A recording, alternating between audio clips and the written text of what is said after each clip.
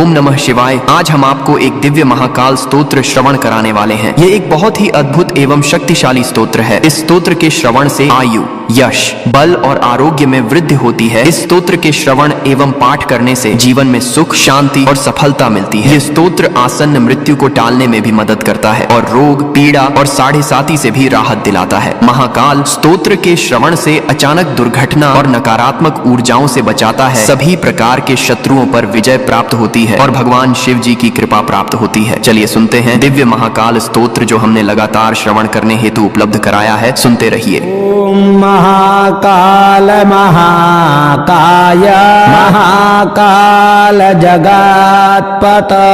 महाकाल महायोगिन महाकाल नमोस्तुते महाकाल महादेव महाकाल महाप्रभु महाकाल महारुद्र महाकाल नमोस्तुते महाकाल महाज्ञान महाकाल तमोपहन महाकाल महाकाल महाकाल नमोस्तुते भवाय च नमस्तुभ्यं शरवाय च नमो नमः रुद्राय च नमस्तुभ्यं पशूनां पतये नमः उग्राय च नमस्तुभ्यं महादेवाय वै नमः भीमाय च नमस्तुभ्यं निशानाय नमो नमः ईश्वराय नमस्तुभ्यं तत्पुरुषाय वै नमः सद्योजात नमस्तुभ्यं शुक्लवर्ण नमो नमः अधः कालय अग्निरुद्राय रुद्ररूप आय वै नमः स्थितुपतिलया नाम हेतुरूपयाय वै नमः परमेश्वर रूपस्तवं नीलकण्ठ नमोस्तुते पवनाय नमस्तुभ्यं हुतासन नमोस्तुते सोमरूप नमस्तुभ्यं सूर्यरूप नमोस्तुते यजमान नमस्तुभ्यं आकाशाय नमो नमः शरवरूप नमस्तुभ्यं विश्वरूप नमोस्तुते ब्रह्मरूप नमस्तुभ्यं विष्णुरूप नमोस्तुते रुद्ररूप नमस्तुभ्यं महाकाल नमोस्तुते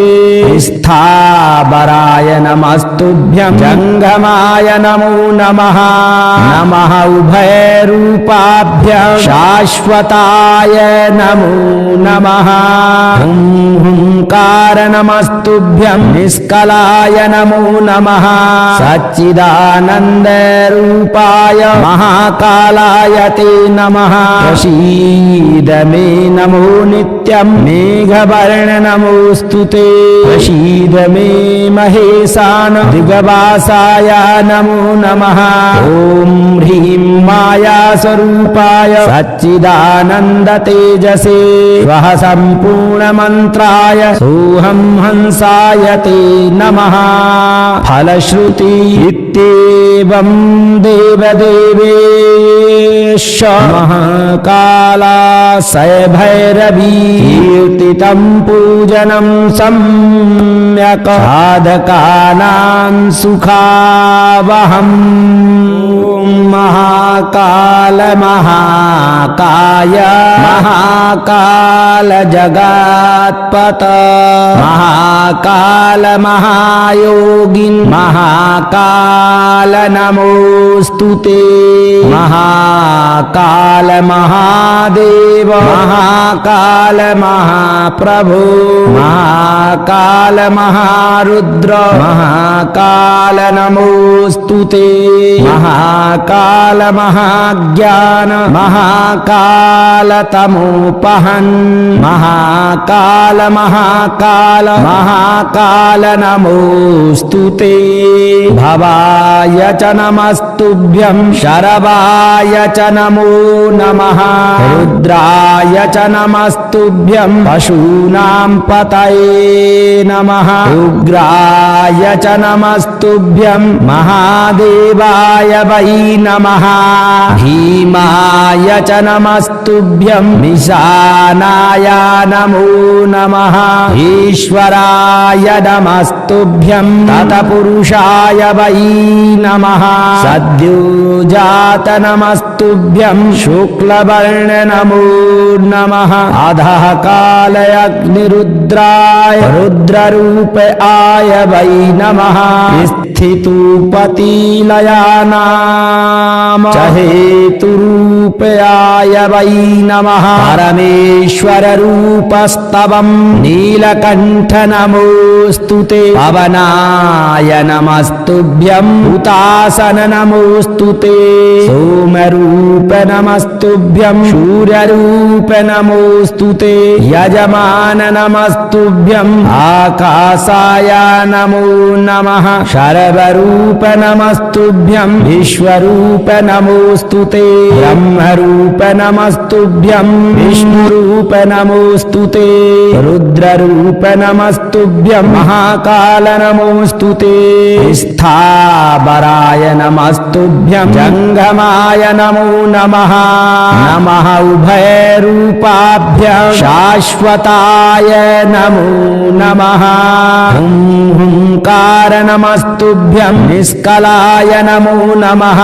सच्चिदानन्द रूपाय महाकालाय ते नमः प्रसीद मे नमो नित्यं मेघवर्ण नमोऽस्तु ते प्रसीद मे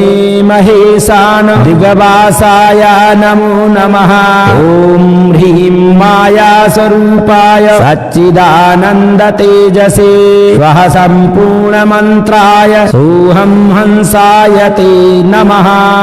फलश्रुति इत्येवं देवदेवेश महाकालासय भैरवी कीर्तितं पूजनं सम्यक् साधकानां सुखावहम् ॐ महाकाल महाकाय महाकाल जगत्पत महाकाल महायोगिन् महाकाल नमोऽस्तु ते महाकाल महादेव महाकाल महाप्रभो महाकाल महारुद्र महाकाल नमोऽस्तु ते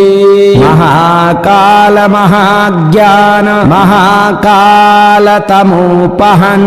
महाकाल महाकाल महाकाल नमोऽस्तु ते भवाय च नमस्तुभ्यं शरवाय च नमो नमः रुद्राय च नमस्तुभ्यं पशूनां पतये नमः उग्राय च नमस्तुभ्यं महादेवाय वै नमः भीमाय च नमस्तुभ्यं निशानाय नमो नमः ईश्वराय नमस्तुभ्यं तत्पुरुषाय वै नमः सद्योजात नमस्तुभ्यं शुक्लवर्ण नमो नमः अधः कालय अग्निरुद्राय रुद्ररूप आय वै नमः स्थितुपतिलया नाम च हेतुरूपयाय वै नमः परमेश्वर रूपस्तवं नीलकण्ठ नमोऽस्तु ते पवनाय नमस्तुभ्यं हुतासन नमोऽस्तु ते सोमरूप नमस्तुभ्यं सूर्यरूप नमोऽस्तु ते यजमान नमस्तुभ्यं आकाशाय नमो नमः शर्वरूप नमस्तुभ्यं विश्वरूप नमोऽस्तु ते ब्रह्मरूप नमस्तुभ्यं विष्णुरूप नमोऽस्तुते रुद्ररूप नमस्तुभ्यं महाकाल नमोऽस्तुते स्थावराय नमस्तुभ्यं जङ्गमाय नमो नमः नमः उभयरूपाभ्यं शाश्वताय नमो नमः हुंकार नमस्तुभ्यं निष्कलाय नमो नमः सच्चिदानन्दरूपाय महाकालाय ते नमः प्रसीद मे नमो नित्यं मेघवर्ण नमोऽस्तुते प्रसीद मे महेशान दिगवासाय नमो नमः ॐ ह्रीं मायास्वरूपाय सच्चिदानन्द तेजसे स्वः सम्पूर्णमन्त्राय सोऽहं हंसाय ते नमः फलश्रुति इत्येवं देवदेवेश महाकालासय भैरवी कीर्तितं पूजनं सम्यक् साधकानां सुखावहम् ॐ महाकाल महाकाय महाकाल जगत्पत महाकाल महायोगिन् महाकाल नमोऽस्तुते महाकाल महादेव महाकाल महाप्रभो महाकाल महारुद्र महाकाल नमोऽस्तुते महाकाल महाज्ञान महाकाल तमोपहन् महाकाल महाकाल महाकाल नमोऽस्तुते भवाय च नमस्तुभ्यं शरवाय च नमो नमः रुद्राय च नमस्तुभ्यं पशूनां पतये नमः उग्राय च नमस्तुभ्यं महादेवाय वै नमः भीमाय च नमस्तुभ्यं निशानाय नमो नमः ईश्वराय नमस्तुभ्यं तत्पुरुषाय वै नमः सद्योजात नमस्तुभ्यं शुक्लवर्ण नमो नमः अधः कालय अग्निरुद्राय रुद्ररूप आय वै नमः स्थितुपतिलया नाम हेतुरूपयाय वै नमः परमेश्वर रूपस्तवं नीलकण्ठ नमोऽस्तुते पवनाय नमस्तुभ्यं हुतासन नमोऽस्तुते सोमरूप नमस्तुभ्यं सूर्यरूप नमोऽस्तुते यजमान नमस्तुभ्यं आकाशाय नमो नमः शर्वरूप नमस्तुभ्यं विश्वरूप नमोऽस्तुते ब्रह्मरूप नमस्तुभ्यं विष्णुरूप नमोऽस्तुते रुद्ररूप नमस्तुभ्यं महाकाल नमोऽस्तुते स्थावराय नमस्तुभ्यं जङ्गमाय नमो नमः नमः उभयरूपाभ्यं शाश्वताय नमो नमः हुंकार नमस्तुभ्यं निष्कलाय नमो नमः सच्चिदानन्दरूपाय महाकालाय ते नमः प्रसीद मे नमो नित्यं मेघवर्ण नमोऽस्तुते प्रसीद मे महेशान दिगवासाय नमो नमः ॐ ह्रीं मायास्वरूपाय सच्चिदानन्द तेजसे स्वः सम्पूर्णमन्त्राय सोऽहं हंसाय ते नमः फलश्रुति इत्येवं देवदेवेश महाकालासय भैरवी कीर्तितं पूजनं सम्यक् साधकानां सुखावहम्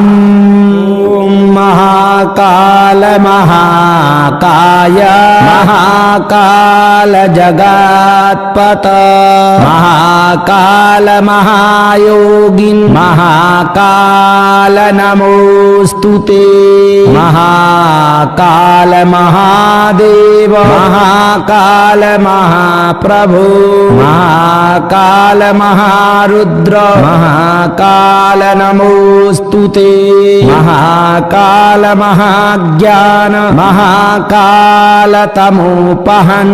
महाकाल महाकाल महाकाल नमोस्तुते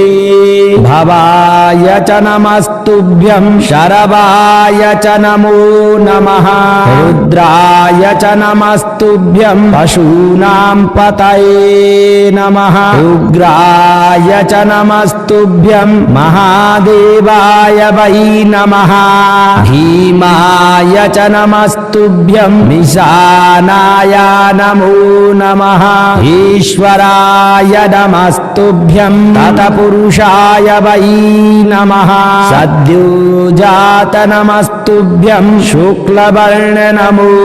नमः अधः कालय अग्निरुद्राय रुद्ररूप आय वै नमः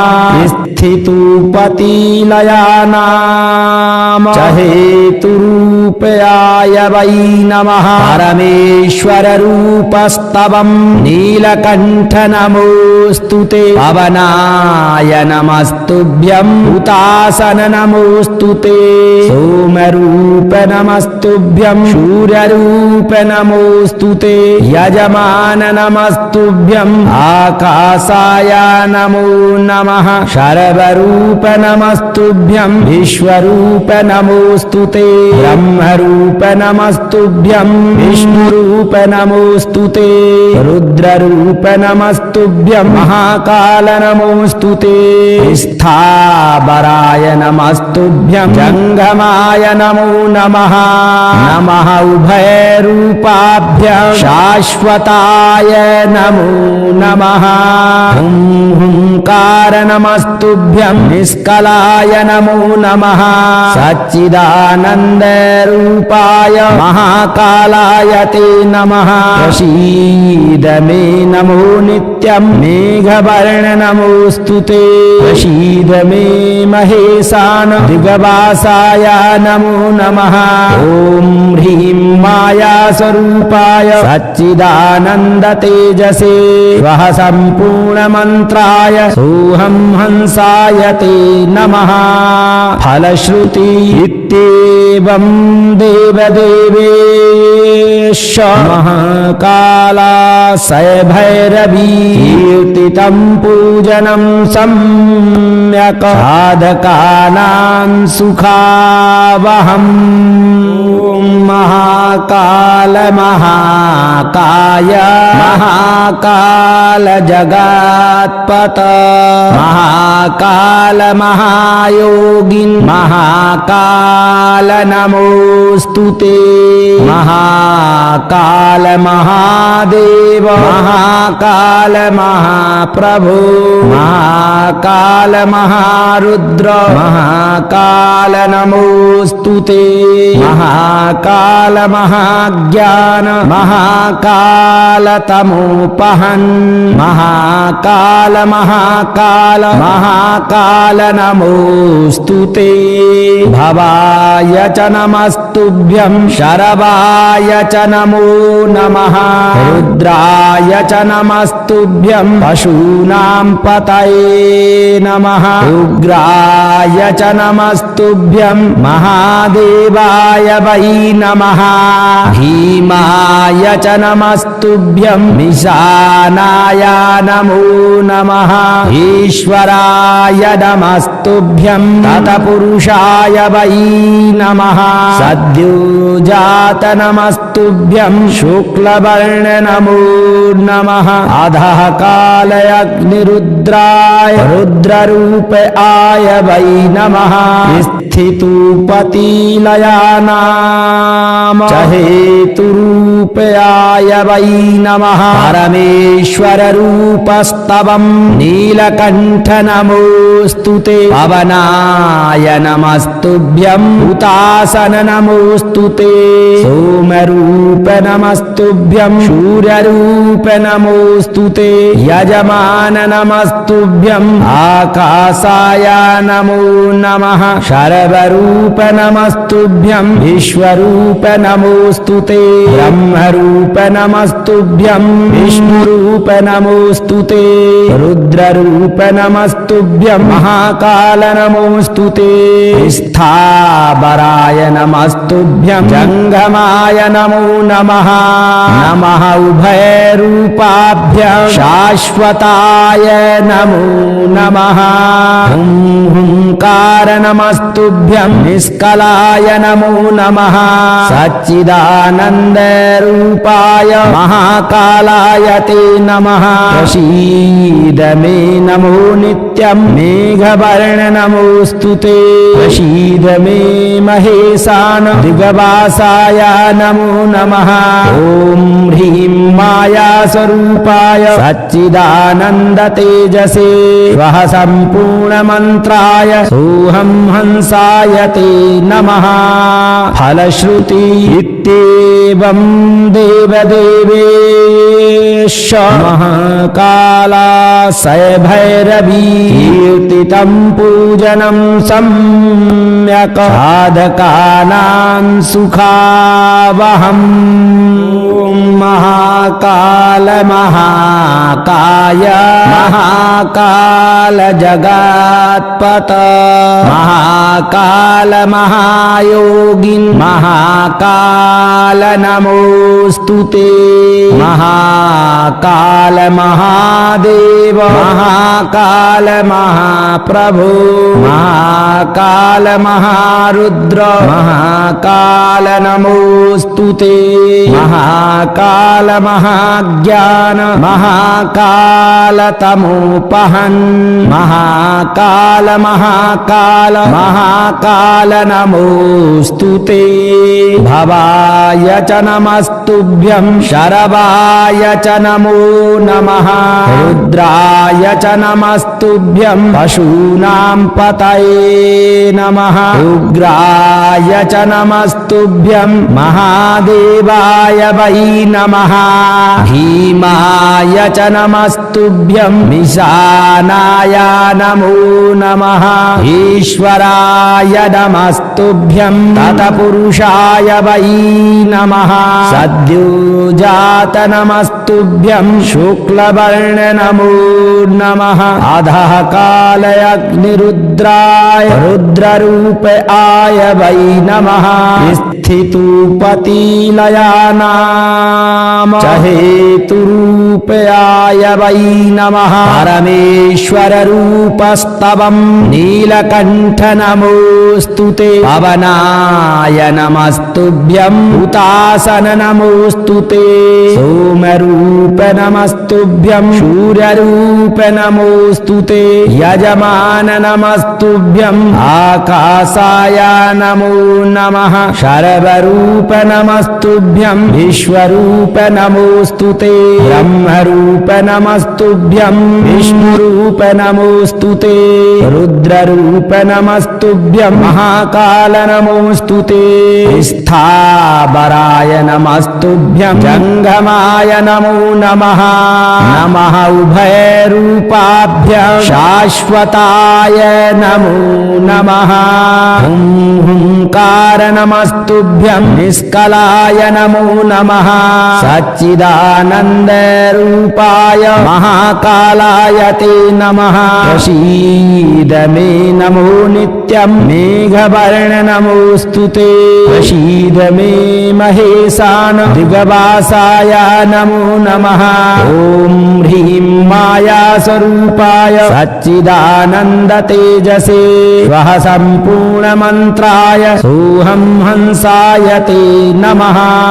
फलश्रुति इत्येवं देवदेवेश महाकालासय भैरवी कीर्तितं पूजनं सम्यक् साधकानां सुखावहम् ॐ महाकाल महाकाय महाकाल जगत्पत महाकाल महायोगिन् महाकाल नमोस्तुते महाकाल महादेव महाकाल महाप्रभु महाकाल महारुद्र महाकाल नमोस्तुते महाकाल महाज्ञान महाकाल तमोपहन् महाकाल महाकाल महाकाल नमोस्तुते भवाय च नमस्तुभ्यं शरवाय च नमो नमः रुद्राय च नमस्तुभ्यं पशूनां पतये नमः उग्राय च नमस्तुभ्यं महादेवाय वै नमः भीमाय च नमस्तुभ्यं निशानाय नमो नमः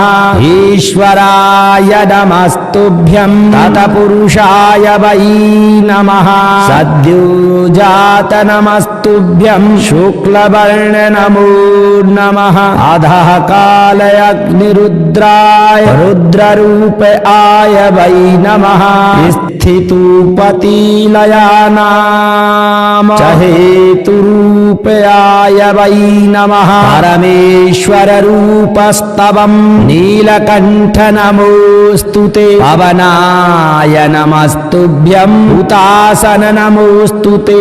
सोमरूप नमस्तुभ्यं सूर्यरूप नमोस्तुते यजमान नमस्तुभ्यं आकाशाय नमो नमः शर्वरूप नमस्तुभ्यं विश्वरूप नमोस्तुते ब्रह्मरूप नमस्तुभ्यं विष्णुरूप नमोस्तुते रुद्ररूप नमस्तुभ्यं महाकाल नमोस्तुते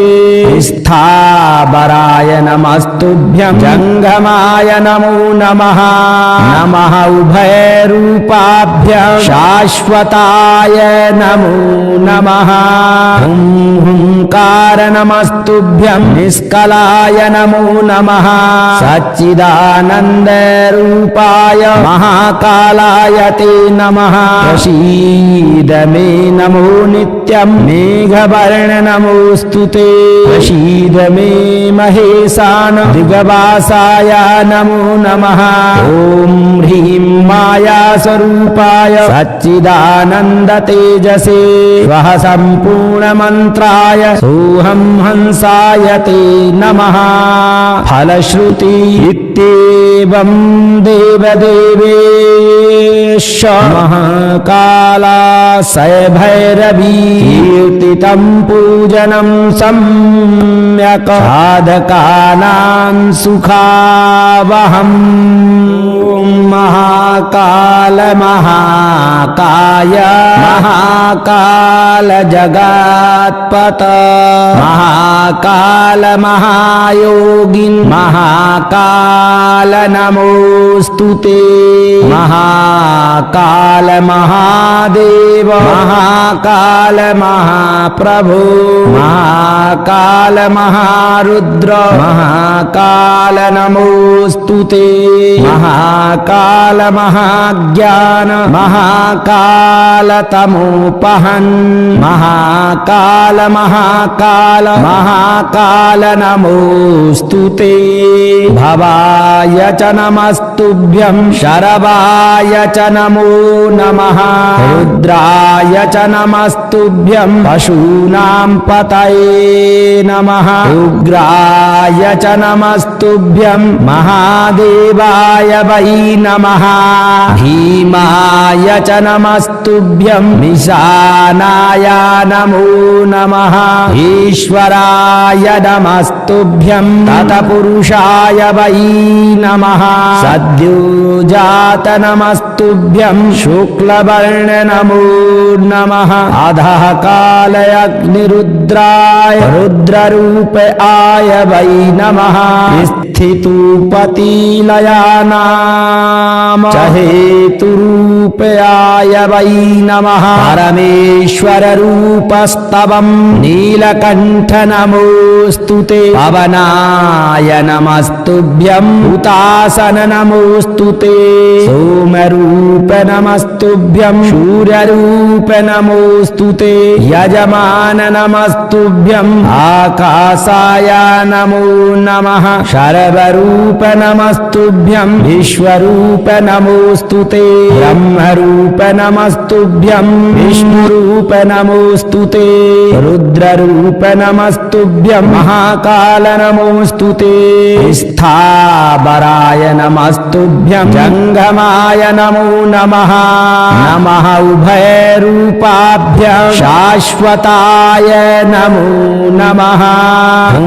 हुंकार नमस्तुभ्यं निष्कलाय नमो नमः सच्चिदानन्दरूपाय महाकालाय ते नमः प्रसीद मे नमो नित्यं मेघवर्ण नमोऽस्तुते प्रसीद मे महेशान दिग्वासाय नमो नमः ॐ ह्रीं मायास्वरूपाय सच्चिदानन्द तेजसे स्वः सम्पूर्णमन्त्राय सोऽहं हंसाय ते नमः फलश्रुति इत्येवं देवदेवेश महाकालासय भैरवी कीर्तितं पूजनं सम्यक् साधकानां सुखावहम्।